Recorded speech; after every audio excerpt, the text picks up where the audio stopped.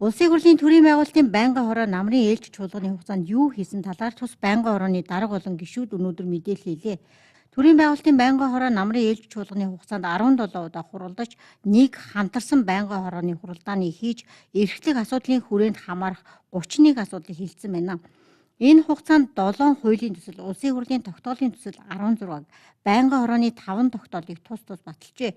Түүнчлэн тус байнгын хорооны эрхлэх асуудлын хүрээнд ёс зүйн дэд хороо, улсын хурлын халдшгүй байдлын дэд хороо, бүсчилсэн хөгжлийн дэд хороо багтдаг. Мөн төрийн байгуулалтын байнгын хороо улсын хурлын ээлж чуулганаар хилцэх асуудлын жагсаалтыг боловсруулж, чуулганы нэгдсэн хурлаар батлуулах ажлыг хариуцдаг. Энэ дагуу улсын хурлын хаврын чуулганаар хилцэх асуудлын жагсаалтыг боловсруулан нэгдсэн хурлаар батлуулсан. 3 дугаар сард эхлэх хаврын чуулганаар нийгмийн эдийн засаг, бизнесийн харилцааг зохицуулах анхаарал татсан 30 гаруй хуулийн төслүүдийг хэлснэ. Тухайлбал татварын багц хууль, эдийн засгийн эрх чөлөөний тухай хууль зэргийг дурдж болно.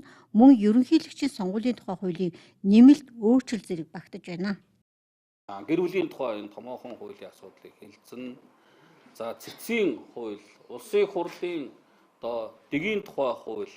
За тэгээд энэ хавартаа багтаж бид нэр сонгуулийн тухай ерөнхийлөгчийн 27 оны ерөнхийлөгчийн сонгуулийн тухай хуулийг хүртэл энэ 6 сард багтаж бид нэр хэлэлцэж баталсан байх ёстой. Хуулиараа бол сонгуул явахаас 1 жилийн өмнө бас тухайн хуулийг хэлэлцэж баталсан байх хуулийн хүрээнд ерөнхийлөгчийн сонгуулийн хуулинд нэмэлт өөрчлөлт оруулах шаардлагатай гэж үзвэл бас тодорхой ажлын хэсэг гарч бид нар энэ хаврын чуулганаараа хэлэлцсэн байх ёстой. За мөн манай байнгын хорооны эрхлэх асуудлын хүрээнд хаврын чуулганаар нэгжийн тухай хуулинд өөрчлөлт оруулах асуудлыг улсын хурлын гишүүн Отхон Баяр нарын гишүүдийн өргөн барьсан хууль хэлц хэсгэнд дэмжигдээд энэ хаврын чуулганаар үргэлжлүүлээд хэлэлцээд явна.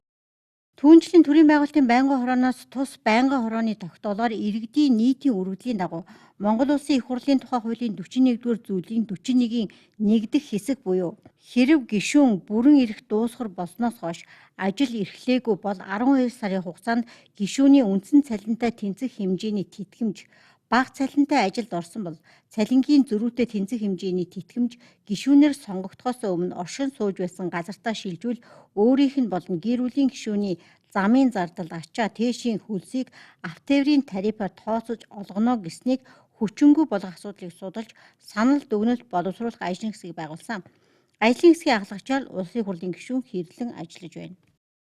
Хот тосгоны эрх зүйн байдлын тухай хууль батлагдсан. За өнгөрсөн жил бас 1 жилээр хойшлуулсан. Засгийн газар бас бэлтгэл ажил шаардлагатай байна гэдэг энэ асуудлуудаар 2026 оны 6 сарын 1 хүртэл хуулийн хэрэгжилтийн хугацааг хойшлуулсан байгаа.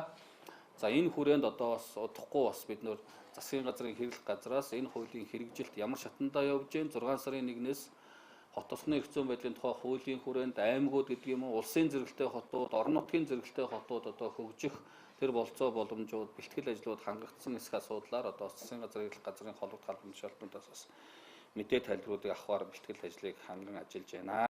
Улсын хурлд өргөн мэдүүлсэн улсын хурлын үйл ажиллагаа болон үндсэн хуулийн цэцтэй холбогдох зэрэг 10 хуулийн төсөл төрийн байгуулалтын байнгын хорооны эрхлэх асуудлын хүрээнд хамаарч байгаа. Тиймээс улсын хурлын даргын захирамжаар төрийн бүтээмж, засаглалын шинжилгээний асуудлаар санал дүгнэлт гаргах, холбогдох хууль тогтоомжийн төсөл боловсруулах үүрэгт ажлын хэсгийг байгуулсан. Тус ажлын хэсгийг төрийн байгуулалтын байнгын хорооны дарга ахлан ажиллаж байна.